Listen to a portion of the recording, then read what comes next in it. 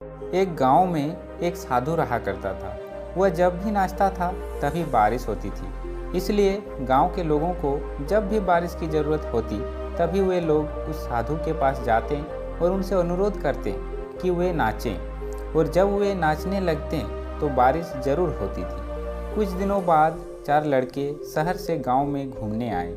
जब उन्हें इस बात का पता चला कि किसी साधु के नाचने से बारिश होती है तो उन्हें यकीन नहीं हुआ।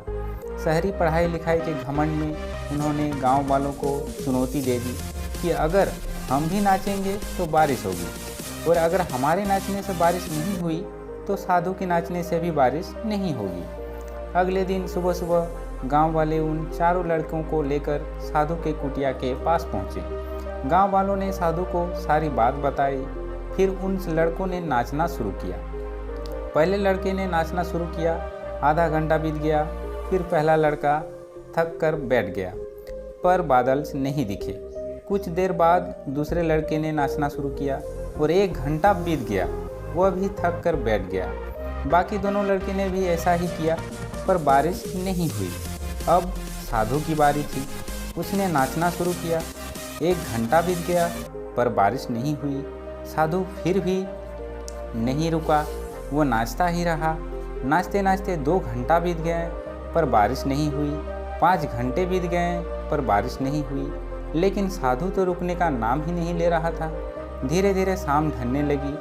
तभी बादलों की गड़गड़ाहट सुनाई दी और थोड़ी देर बाद जोरों की बारिश होने लगी। यह देखकर चारों लड़के दंग रह गए और तुरंत साधु से क्षमा मांगी। फिर चारों लड़के ने साधु से पूछा, बाबा, ऐसा क्यों? हमारे नाचने से बारिश नहीं हुई और आपके नाचने से बारिश हो गई। साधु ने उत्तर दिया, जब मैं नाचता हूँ तो 2 बातों का ध्यान रखता हूँ।